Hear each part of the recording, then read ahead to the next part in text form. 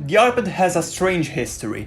It was hated, loved, and now everyone seems to be hating it again. This is because, with the announcement of the M1 iPad Pro, plus all the previous announcements, many thought the time had come, the time for it to finally become the computer replacement Apple claimed it was back in 2015. So many had high hopes for the next version of iPadOS, that were almost entirely crushed by reality, but I still believe that the iPad can and actually needs to become a laptop replacement.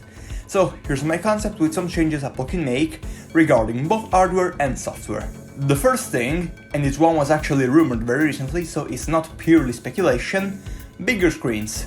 And not just bigger, but with a different aspect ratio too. The 12.9-inch version has a 4:3 display, while the 11-inch version has a very strange aspect ratio that I have never seen anywhere else.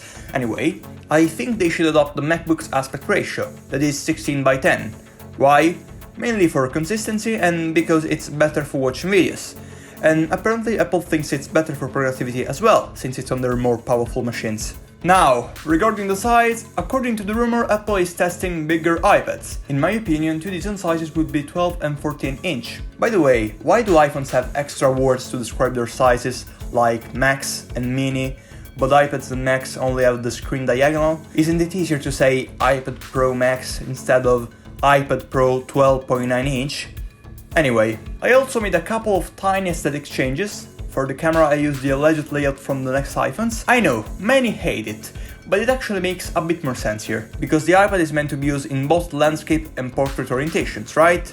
So, by having the cameras like this, they will always be diagonally oriented. On the back I removed every text, because it looked cleaner and because, some studies have proven, there's a high chance that the user knows what device they have. Originally I thought of rotating the logo, because it would have helped with making it feel newer and to emphasize the horizontal orientation.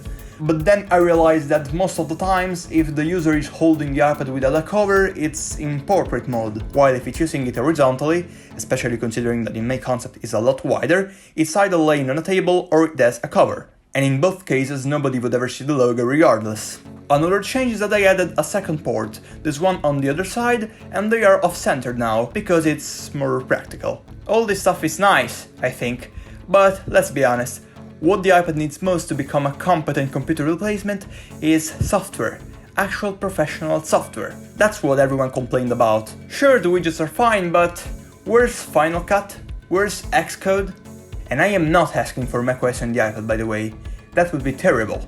I'm just saying that an iPad Pro shouldn't have pointless limitations. Also, there are many little annoyances like iPadOS doesn't support ProRes, a video codec developed by Apple. Why?